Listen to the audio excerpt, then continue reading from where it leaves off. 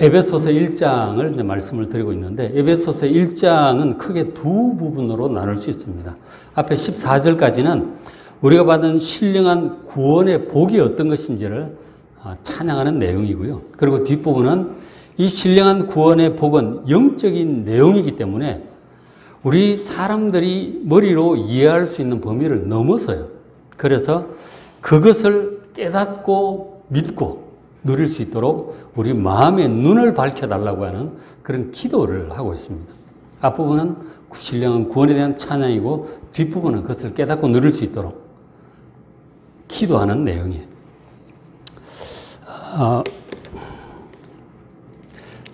그래서 1장 15절 보시면 사도 바울이 기도를 하는데 맨 먼저 에베소 교인들을 생각하면서 감사기도부터 먼저 해요. 감사부터 먼저 합니다. 무엇을 감사하느냐면 이로 말미암아 주 예수 안에서 너희 믿음, 예수님을 믿는 그 믿음과 그리고 모든 성도들을 향한 사랑이 이 에베소 교인들에게 풍성함을 알고 그것을 먼저 감사를 하고 있어요. 기도할 때 기억하고 감사하기를 그칠 수 없다. 너무 기쁘고 감사하다는 것이죠. 우리도 이제 그 가족들을 위해서 기도하기도 하고 성도들을 위해서 기도하기도 하잖아요. 기도를 하는데 기도를 하면서 어떤 사람을 떠올릴 때 참 감사가 나올 때가 있어요. 그죠? 근데 여러분 주로 어떤 것들이 떠오르면서 감사가 돼요? 한번 생각해 보십시오. 그러니까 아픈 사람이 건강이 회복됐을 때 참 감사하죠. 그리고 직장에서 진급을 했다든가 자녀들이 합격을 해서 진학을 하고 취직을 했을 때 참 감사가 나오죠. 그리고 자녀들이 또 좋은 배우자를 만나 결혼도 하고 출산도 하고 그런 것들이 이제 감사가 나오잖아요. 그죠? 근데 지금 사도 바울은 무엇으로 인해서 감사를 하느냐면 성도들이 예수 안에서가 믿음이 확고해지고 그럼 모든 성도를 향해서 사랑을 한다는 거죠. 그 영적인 성장으로 인해서 지금 감사를 하고 있는 것입니다. 우리가 이제 현실적인 문제 해결도 참 중요하지만 그러나 그런 것들은 뭐 오르락내리락 해요. 평생 그렇죠. 그래서 그런 일들보다 정말 더 본질적이고 더 중요한 것은 예수 안에서의 우리의 믿음 그리고 사랑을 실천하며 살아가는 거예요. 한 사람의 사랑의 섬김이 인생을 바꿔놓잖아요. 우리 영상에서 보듯이. 굉장한 거예요. 그런 것들을 알기 때문에 사도 바울은 지금 영적인 것으로 인해서 영적인 성장으로 인해서 감사하고 있습니다. 우리도 사도 바울처럼 우리가 사랑하는 사람들의 그 영적인 성장으로 인해서 그들의 구원과 영적인 성장으로 인해서 감사하는 우리가 되었으면 합니다. 이런 감사를 해야 되겠다는 거죠. 그리고 이제 이어서 사도 바울이 세 가지를 기도를 해요. 17절에 먼저 기도하는 것이 우리 주 예수 그리스도 하나님 영광의 아버지께서 하나님께서 지혜와 계시의 영을 성도들이 주셔서 하나님을 더 잘 알 수 있도록 기도를 합니다. 하나님이라고 할 때 성부 하나님, 성자 예수님, 성령 하나님, 삼위일체 하나님을 가리키고 있는 거예요.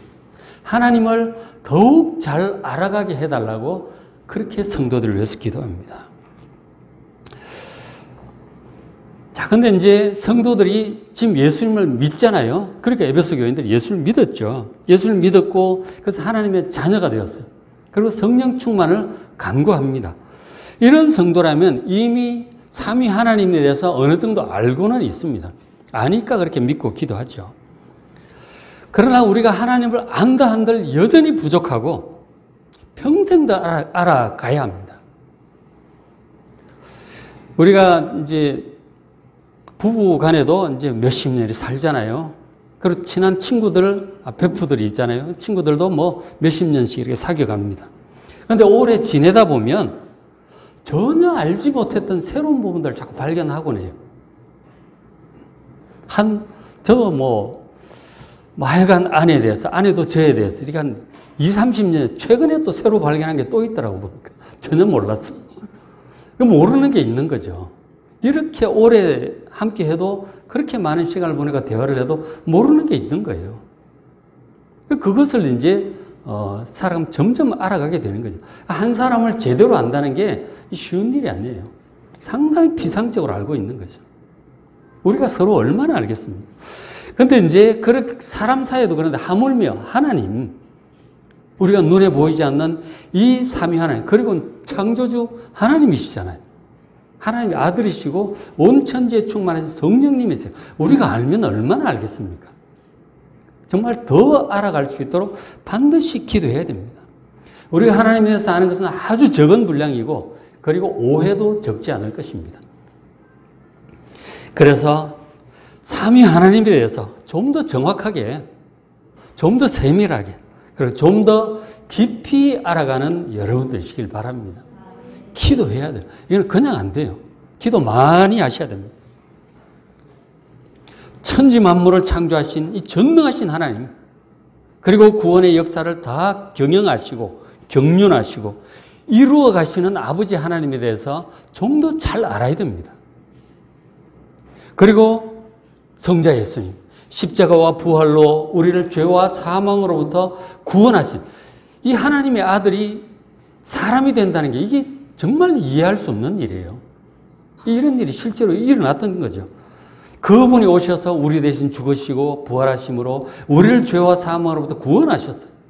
그리고 지금은 승천하셔서 하나님 우편에서 대제사장으로 우리의 죄 문제를 다 처리하시고, 그리고 왕 중의 왕으로 세상을 다스리시고, 그리고 교회를 다스리시는 분이세요.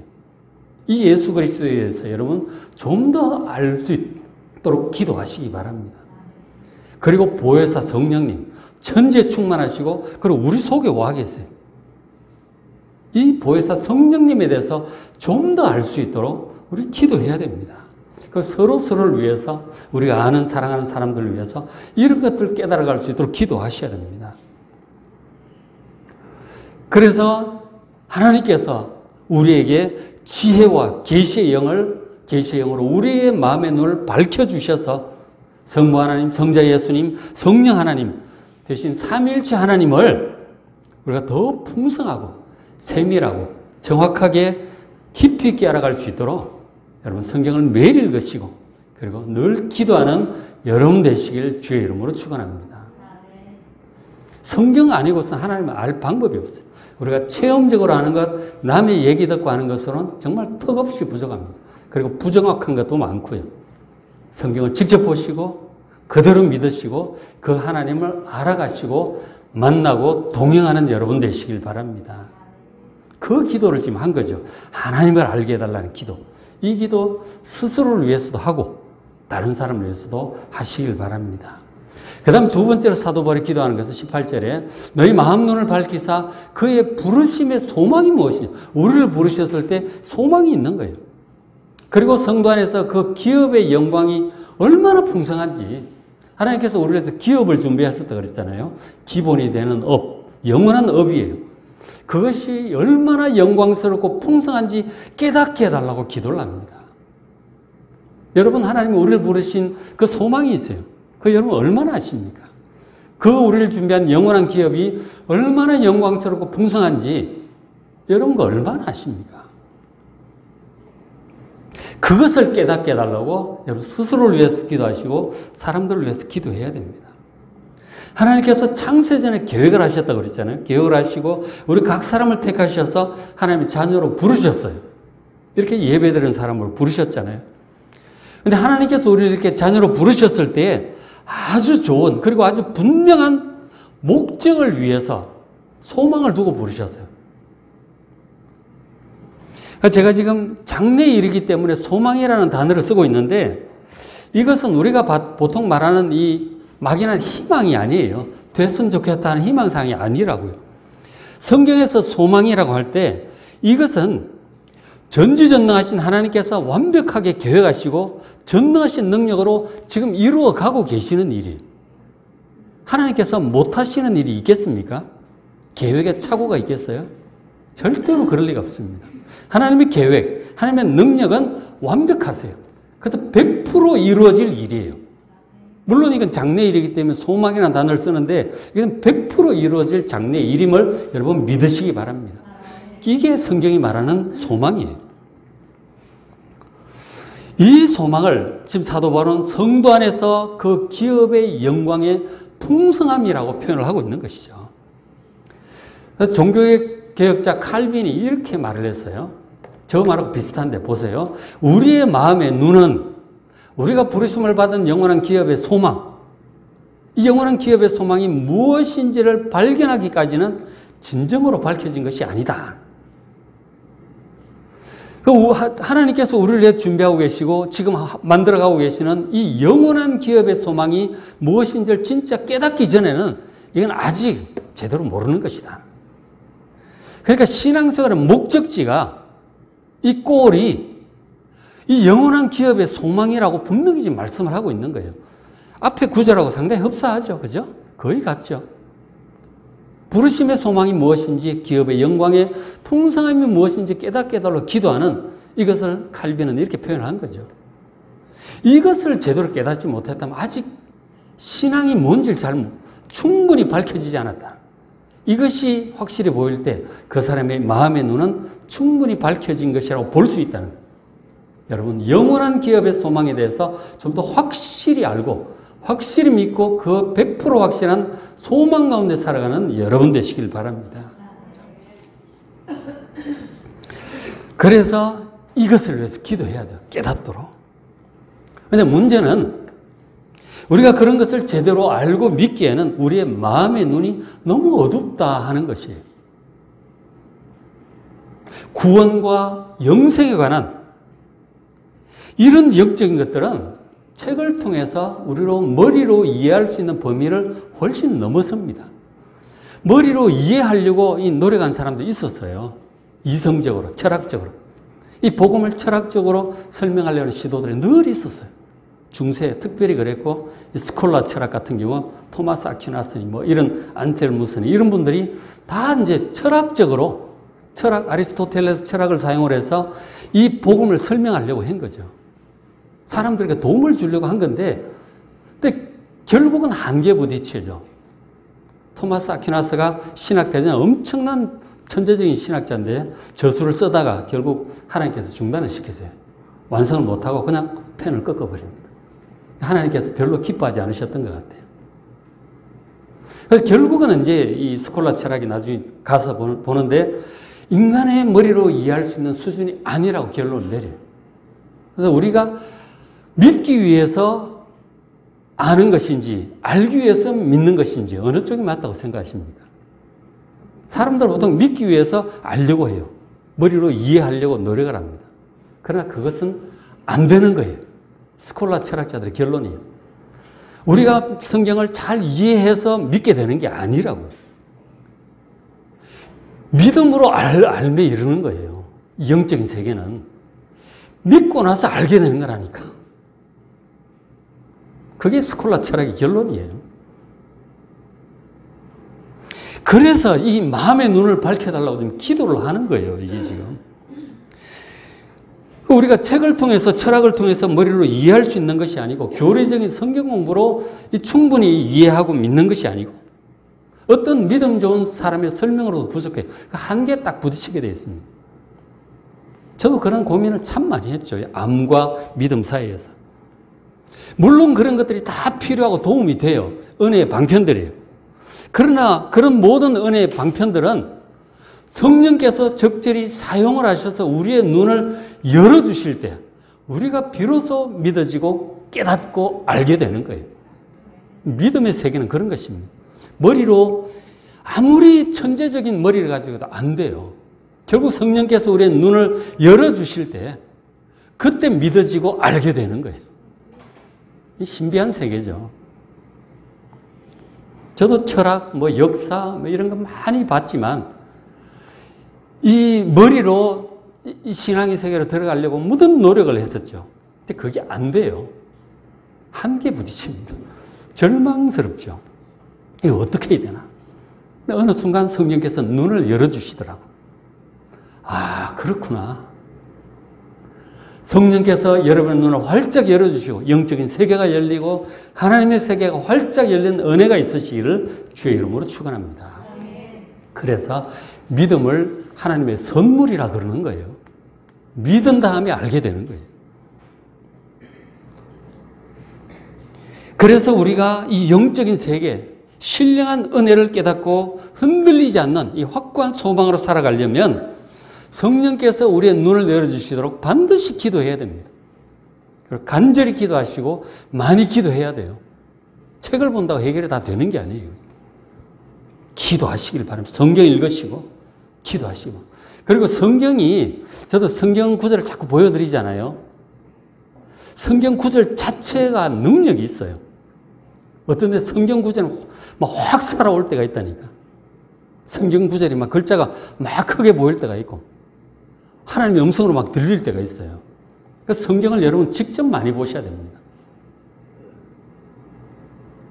성경을 보고 기도하고 성경 보고 그렇게 해야 이게 영적인 눈이 이제 열리는 것이죠. 그럼 세 번째로 사도 바울이 기도한 것이 19절이에요. 그의 힘의 위력으로 역사하심을 따라 믿는 우리에게 베푸신 능력. 하나님의 능력이 우리에게 역사하는 하나님의 능력이에요. 그것이 지극히 크다고 하는 거예요. 얼마나 엄청난지 그것을 하나님의 능력을 깨달아 알 수 있도록 기도하고 있어요. 그러니까 우리가 지금 장차 받을 이 영광스럽고 영원한 기업이 있잖아요. 새하늘과 새 땅, 부활의 몸, 우리가 다스릴 나라. 그런 영원한 그 구원에 대해 완성에 대해 생각을 해보면 좀 막연하게 하지 마시고 구체적으로 한번 생각해 보세요. 주님 다시 오신다. 내가 부활한다. 내가 다스릴 나라를 상속받는다. 내가 왕이 되어 영원히 다스린다. 한번 구체적으로 생각을 좀 해보세요. 상상이 잘 안 되잖아요. 너무나 엄청난 일이기 때문에 그게 과연 어떻게 이루어질 수 있을까? 그런 생각이 들죠. 그게 진짜 가능한 것일까? 라는 의문이 들 수 있어요. 우리 자신을 여러분 살펴보시면 우리가 지금도 종종 죄와 허물을 지으면서 살아가고 있어요. 이런 우리가 정말 흠도 티도 없는 거룩하신 하나님, 구약시절에 하나님 잘못 뵙다가는 죽어요.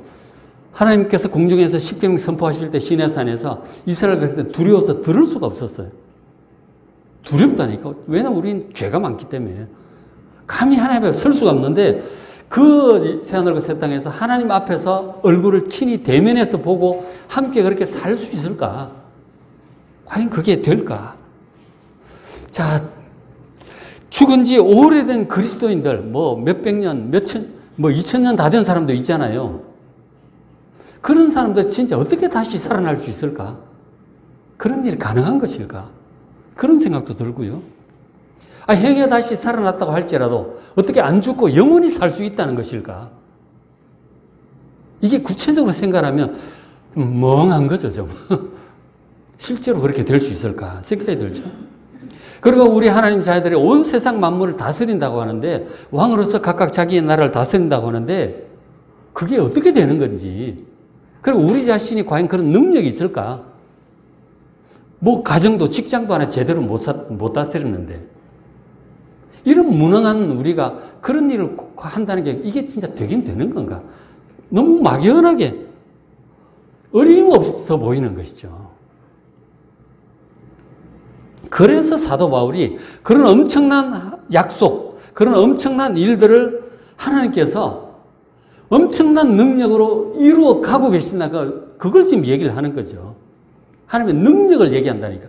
이걸 할 수 있는 능력이 하나님께 있다는 걸 지금 깨달을 수 있도록 기도를 하고 있는 것이죠. 그래서 사도 바울이 하나님의 능력을 설명하기 위해서 네 가지 비슷한 단어를 한꺼번에 막 쓰고 있죠. 힘, 위력, 역사하심, 베푸신 능력. 이게 지극히 크다는 것을 지금 그걸 깨달아 알 수 있도록 기도를 하고 있는 거죠. 여기 이제 단어 중에 특별히 역사하심이라고 하는 이 단어 있죠. 이 단어가 에네르게이아입니다. 에너지가 이 단어에서 나온 거예요. 이 에너지. 이 하나님께로부터 나온 것이죠. 그 다음에 능력은 헬라어로 디나미스입니다. 디나미스, 다이너마이트가 나왔어요. 그러니까 하나님께는 엄청난 능력이 있다는 것을 지금 능력과 힘이, 에너지가 있다는 것을 보여주고 있죠. 그러니까 하나님이 약속하신 이 엄청난 우리 구원을 완성시킬 능력이 있음을 지금 말씀을 하고 있는 거예요. 근데 사실 여러분 창세기부터 요한계시록까지 성경 전체를 보시면 하나님의 엄청난 능력을 여러 가지로 얘기를 해주고 있어요. 하나님의 엄청난 능력을 증언하는 내용들로 가득 차 있는 거예요. 성경에. 천지를 창조하신 하나님의 능력을 생각을 해보세요. 무에서 혼돈과 어둠과 이만 무질서가 가득한 이 세상을 정말 에덴 동산과 같은 이 아름다운 세상으로 창조하신 그 능력을 생각해 보시라고요. 진화론자들 그런 헛소리 듣지 마시고 천지를 창조한 하나님의 능력을 생각해 보십시오. 그 다음에 90세인 이 사라가, 생리도 끊어진 사라가 아들 이삭을 낳게 하신 하나님의 능력이요. 처녀 마리아에게 아들 예수님을 낳게 한 하나님의 능력을 생각해 보시라고요. 그리고 이스라엘 백성들, 노예들, 400년 있던 그들을 출애굽시키시고 홍해 바다를 가르신 하나님의 능력을 생각을 해보세요. 여리고성을 무너뜨리시고 가나안 땅을 순식간에 점령하게 하신 그 하나님의 능력이 온 세상 나라들 다스리시고 역사를 이끌어 가시는 하나님의 능력을 성경은 전체가 증언하고 있는 거예요. 성경 전체가 하나님의 능력을 증언하는 거라니까. 우리를 구원하실 계획과 그것을 이루어 가시는 능력이 있음을 보여주는 것이죠. 예수님께도 안 되는 게 없잖아요. 그런 능력을 보여주고 계시는 거죠. 그리고 이제 결정적으로 하나님의 능력이 또 어디서 어떻게 나타났느냐 하면 예수님께 나타났어요. 1장 20절 그의 능력이, 하나님의 능력이 그리스도 안에서 역사하셨어요. 그 예수님을 통해서 하나님의 능력이 나타났어요. 예수님께서 기적적으로 행하신 그것만이 아니라 하나님께서 하나님의 능력이 예수님을 통해서 나타났다니까요. 그리고 예수님께 나타난 그 하나님의 능력이 예수를 믿고 예수님과 연합한 우리 그리스도인들에게도 동일하게 미치고 있음을 여러분 믿으시기 바랍니다. 예수님께 역사하신 그 능력이 우리에게도 역사한다니까요. 하나님의 능력이 동일하게 역사합니다. 자, 보시면 1장 20절에 그의 능력이, 하나님의 능력이 그리스도 안에 역사하셔서 죽은 자들 가운데서 다시 살리셔서, 그 기적들은 뭐 자체하고서라도 죽은 예수님 다시 살리신 분이 하나님의 능력이에요. 죽은 자를 살리는 능력. 예수님께서 죽은 자를 많이 살리셨죠. 그 예수님의 능력, 하나님의 능력이에요. 예수님도 죽으셨잖아요. 그 죽은 예수님 하나님이 다시 살리셨어요. 그래서 예수님도 그런 말씀하셨는데 우리가 죽겠죠. 한 번 죽는 것은 사람에게 정하신 것이에요. 우리가 죽겠지만 주님 재림하시기 전까지는 계속 죽을 거예요. 죽지만 예수님을 다시 살리신 하나님의 능력으로 죽은 우리를 다시 살리실 것을 믿으시기 바랍니다. 그 다음에 하나님께서 예수님을 하늘에서 자기의 오른편에 앉히셨어요. 죽은 예수님 부활을 시키시고 하늘로 불러 올리신 거죠. 승천하신 건 하나님께서 불러 올리신 거라니까요. 예수님께서 올라가신 거예요. 그리고 하나님 우편에 앉으셨죠. 마찬가지로 예수 믿고 구원받은 우리, 예수님과 영적으로 연합한 우리를 하나님께서 우리도 천국으로 이끌어 올리시고 하나님 보호자 가까이 불러주셔서 그리고 하나님을 대면하여 만나게 하실 것을 믿으시기 바랍니다. 동일하게 역사하십니다. 그리고 또 하나님의 능력이 21절에 예수님을 모든 통치와 권세와 능력과 주권과 이 세상뿐 아니라 오는 세상을 일컫는 모든 이름 위에 뛰어나게 하셨어요. 가장 높은 자가 되게 하셨어요. 왕 중에 왕이 되게 하셨어요. 예수님께서 이 땅에 계실 때 사람들에게 결국 욕도 먹고 별소리 다 듣고 무시당하고 결국 매 맞고 채찍 맞고 죽으셨잖아요. 그렇게 낮아지셨어요. 힘이 없으니까 힘이 없다고 해야 되나? 어쨌든 그렇게 죽으신 거죠. 그러나 하나님께서 그 예수님을 가장 높은 곳으로 불러올리시고 세상의 왕 중의 왕으로 세우신 거예요. 교회의 머리로 세우신 거란 말이에요. 그 능력이 하나님께서 우리에게도 동일하게 역사하시고 우리가 지금은 비천하지만 그러나 우리를 불러올리시고 하나님의 나라의 한 부분을 다스리게 할 왕으로 삼아 주실 것을 믿으시기 바랍니다. 동일하게 역사하시는 거예요. 그리고 자 22절도 보시면 만물을 그의 발 아래 복종하게 하셨죠. 예수님의 발 아래 복종하게 하셨어요. 그것처럼 하나님의 자녀들은 우리 발 아래에도 만물을 복종하여 다스리게 하실 줄로 믿습니다. 그게 새하늘과 새 땅에서의 우리의 모습이에요. 자, 그리고 이제 예수님에 대해서 조금 더 말씀을 하시는데 22절에 그를 예수님을 만물 위에 교회의 머리로 삼으셨다고 말씀을 해요. 그 만물이 있고 만물 위에 교회가 있어요. 그 교회의 머리가 예수님입니다. 그리고 23절 이 교회가 뭐냐? 만물 위에 있는 교회. 이 우리가 교회를 섬기고 있는 이 교회는 그의 몸이다. 예수님의 몸이라고 하는 거예요. 그리고 교회는 만물 안에서 만물을 충만하게 하시는 이 누구예요? 예수님이죠. 예수님은 만물을 충만하게 하시는 분이세요. 그 충만함이 교회에 있다고 하는 거예요. 그렇죠? 자, 보시면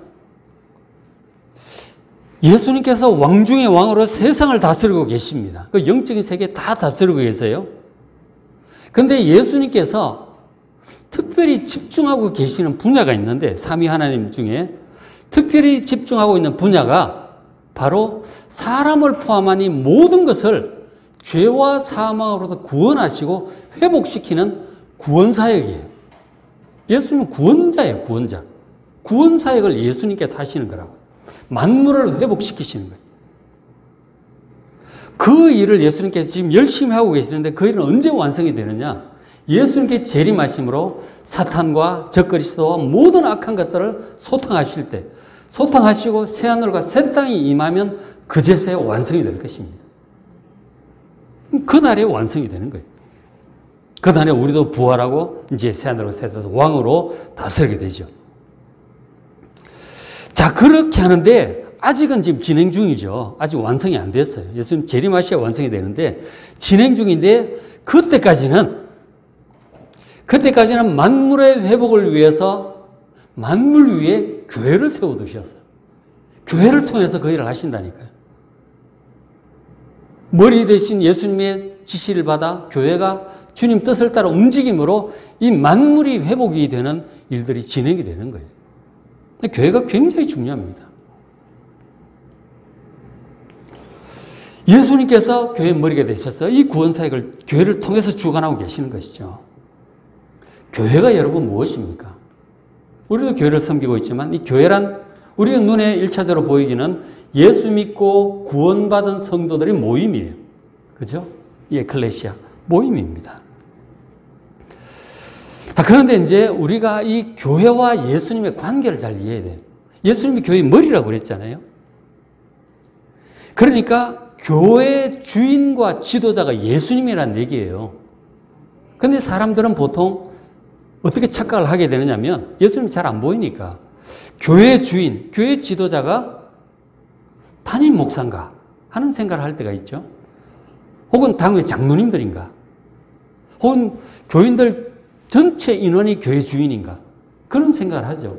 실질적인 문제죠. 뭐 교회 회의라든가 뭐 교회 중요한 정책 결정을 하고 무슨 부동산 문제를 처리한다든가 할 때 교회 주인이 누구냐 얘기를 담임 목사냐 당회냐 교인 총회냐 그런 생각을 하게 되죠. 그러나 성도 여러분, 교회의 진짜 주인은 예수 그리스도임을 믿으시기 바랍니다.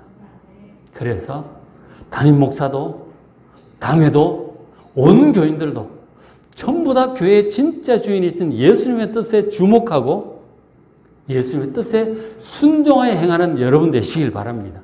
그게 참된 교회예요.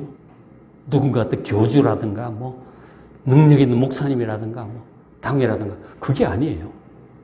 교인들 전체도 아니에요. 교회의 진짜 주인은 예수님입니다. 예수님의 뜻을 항상 주목하시고 그 예수님의 뜻에 순종하여 주님께 헌신하는 여러분 되시길 바랍니다. 그러니까 이 교회는 예수님의 몸이에요. 우리가 몸이 있는데 이 몸은 내 머리의 뜻을 따라 움직여요. 어디로 가라 그러면 발이 움직이죠. 뭘 잡아라 그러면 잡죠. 그죠? 누구를 만나서 무슨 얘기를 해라. 생각하면 이 몸이 하는 거죠. 입이 말하고 귀가 듣고 눈이 보는 거 아니에요. 머리의 지시를 따라 해야 되는 거예요. 우리 모든 교인들은 머리이신 예수님의 뜻을 따라 움직이는 존재입니다. 그렇게 함으로써 예수님께서 하고자 하는 일들이 이루어지는 거죠. 바로 구원사역. 만물을 회복하고 구원하시는 이 구원사역이 우리 교회를 통해서, 우리 교인들을 통해서 이루어진다니까. 예수님의 지시하심을 우리가 항상 기도하고 말씀을 통해서 잘 알아듣고 그렇게 하는 거예요. 순종하고 헌신하는 것입니다. 그렇게 함으로써 세상을 이 어둠과 혼돈과 악으로부터 구원하여 회복되게 하는, 새하늘로 새 땅으로 가게 하는 그 일에 쓰임받는 우리 교회가 될 수 있도록 기도하는 여러분 되시길 바랍니다. 그렇죠? 자, 그런데 이제 여기서 만물의 구원과 회복을 묘사하는 단어로 23절에서 특별히 충만이라고 하는 단어를 사용해요. 충만, 플레로마. 이 플레로마라고 하는 충만이라는 단어를 써요. 이게 이제 구원을 다르게 표현하는 단어죠. 이 충만이라고 하는 단어가 여러분 느낌이 어떻습니까? 굉장히 좋은 단어예요. 그러니까 충만함의 반대는 부족함이에요. 그러면 알겠죠. 부족함의 반대가 충만함이에요.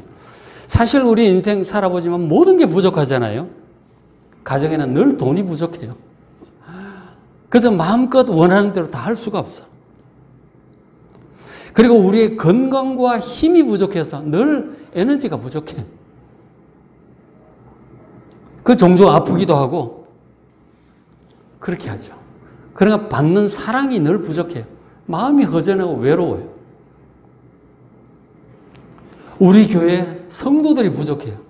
참 안타까움이 있죠. 주님 주시는 이 사역을 잘 감당했으면 좋겠는데 능력도 부족하고 물질도 부족하고 성도들이 부족해서 안타까움이 우리에게 있습니다. 자, 그런데 이런 모든 것이 부족해서 문제인데 이런 모든 부족함이 다 해결이 돼서 아무것도 부족함이 없는 상태. 여러분 상상할 수 있겠습니까? 아무것도 부족하지 않아. 충분해. 넘쳐. 이 모든 것이 충분하고 넘치는 상태가 바로 이 충만함이에요. 진짜 좋은 단어죠.